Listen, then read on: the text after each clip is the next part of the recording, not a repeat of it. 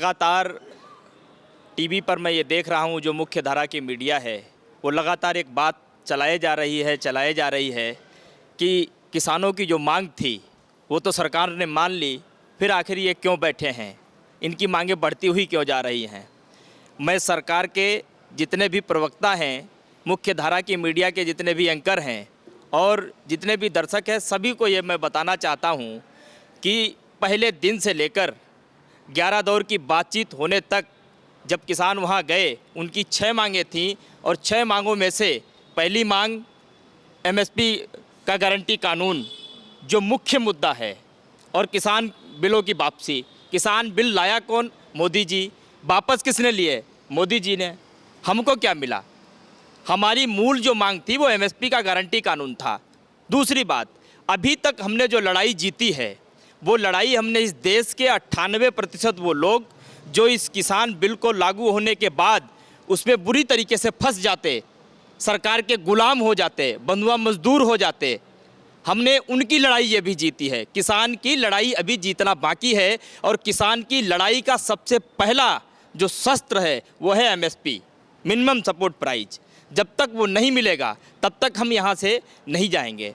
कल नरेंद्र तोमर जी का बयान आया, उन्होंने पराली पर बयान दिया। मुझे लगता है कि लगातार वो नरेंद्र मोदी जी की बातों को रिपीट कर रहे हैं। उन्होंने मार्च में कही गई अपनी बात को रिपीट किया, उन्होंने उस पर जो है कानून बनाने की जैसी कोई बात नहीं की, अगर मैं गलत नहीं हूँ। दूसरी बात, उन्होंने अभी तक बयान ही दिए हैं, प्रधानमंत्री से लेकर के नरेंद्र सिंह तोमर से लेकर के बयान ही दिए हैं, अभी तक हमारे पास लिखित में कुछ नहीं है।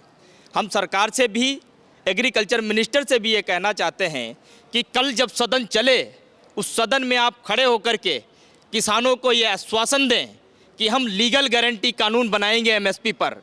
उसके बाद एक कमेटी गठित करें और उस कमेटी को क्रियान्वयन पर लगाएं, प्रोक्योरमेंट जारी करें और उनसे कहें कि इसमें कौन कौन सी फसलें होंगी, किन किन फसलों के मूल्य निर्धारित किए जाएंगे, वो सारी की सारी बात में बात है। अब रही बात किसानों को यहाँ से जाने की, तो किसान जो है वो स्वाभिमान और सम्मान को लेकर के यहाँ आया था और स्वाभिमान और सम्मान को ही लेकर के यहाँ से वो वापस जाएगा। सरकार बगैर किसी देरी से, कल तोमर जी ने एक बात और कही कि किसान बड़ा दिल दिखाए। मैं तोमर जी से कहना चाहता हूँ कि सरकार अपना बड़ा दिल दिखाए और बड़ा दिल दिखाते हुए किसान को सम्मानजनक अपने वहाँ बुला करके उनसे उनके हर एक मसले पर बैठ करके बात करे और बात करने के बाद इस बात की जिम्मेवारी ले कि 750 जो लोग शहीद हुए हैं हमारी वजह से हुए हैं। लखीमपुर में इन्हीं के मंत्री के बेटे से गाड़ी के नीचे जिन किसानों को कुचल दिया गया वो हमारी ही सरकार के थे। हम उसको बर्खास्त करेंगे, इस सरकार से मंत्रिमंडल से निरस्त करेंगे। करनाल में एक अधिकारी के कहने पर जिन किसानों के सर फोड़ दिए गए वो हमारी ही सरकार का अधिकारी था, हम उसको बर्खास्त करेंगे सरकार से। ये जिम्मेवारी उनको लेनी होगी और इसका जवाब भी उनको देना होगा। दूसरी बात, हमारे जितने भी बॉर्डर थे, 1 साल किसान यहाँ रहा है। प्रधानमंत्री जी ने कहा कि जी हमने तपस्या की और इतनी तपस्या की कि प्रकाश के जैसा सत्य हम कुछ किसानों को समझा नहीं पाए। मुझे लगता है कि प्रधानमंत्री जी तपस्या कंगना रनौत के घर में कर रहे थे बैठ करके, और तपस्या उनके घर में कर रहे थे और तपस्या का फल कंगना रनौत को मिल गया। इसीलिए अचानक से वो बाहर निकली और कहने लग गई कि जी आज़ादी तो 2014 में मिली है, 1947 में जो मिली थी वो भीख थी। मैं प्रधानमंत्री जी से कहना चाहता हूं कि कंगना आपके लिए इतना मेहनत करती है, अब से जब आपका कोई भाषण हो तो आप जाकर के टीवी पर यही कहना कि जी जो कुछ पहले था वो सब बेकार था। अटल बिहारी वाजपेयी, राम मनोहर लोहिया, जयप्रकाश नारायण, चौधरी चरण सिंह, ये सब बेवकूफ़ थे। एक अकेला इंसान मैं ही तो हूँ।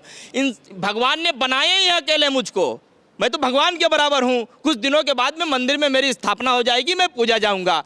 तो उनको भी ये आकर के कहना चाहिए कि साहब 14 में जब मैं प्रधानमंत्री बना तभी देश आज़ाद हुआ, उससे पहले देश था ही नहीं।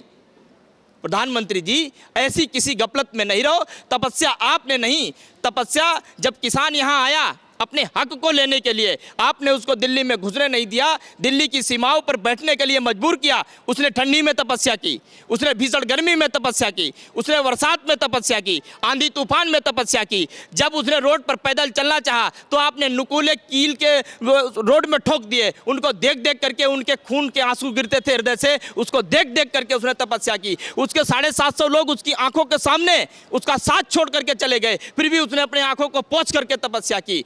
आपने लखीमपुर में किसानों को मूली और गाजर की तरह गाड़ी के नीचे कुचल दिया, फिर भी किसान शांत रहा। क्यों? क्योंकि उसको देश के 70 करोड़ किसानों की लड़ाई को लड़ना था, 70 करोड़ किसानों की लड़ाई को जीतना था, इसलिए उसने तपस्या की। नरेंद्र मोदी जी, तपस्या आपने नहीं की और आपने कहा कि जी मैं पवित्र आत्मा से देश के कुछ किसानों से क्षमा मांगता हूं। पवित्र आत्मा यदि आपकी होती तो जिस दिन लखीमपुर में किसान गाड़ी के नीचे कुचले गए, आप दूसरे दिन लखनऊ में बैठ करके अमृत महोत्सव नहीं मना रहे होते। आप लखीमपुर में उनके पास जाकर के किसानों में चरणों में झुक करके उनसे माफी मांग रहे होते। और मैं सरकार से कहना चाहता हूं कि सरकारें चाहे जो भी हों, वो किसानों के सामने झुकने से सरकारों का कद बड़ा होता है, सरकारों का कद छोटा नहीं होता है। ये सभी सरकार को जो है ध्यान में रखनी चाहिए।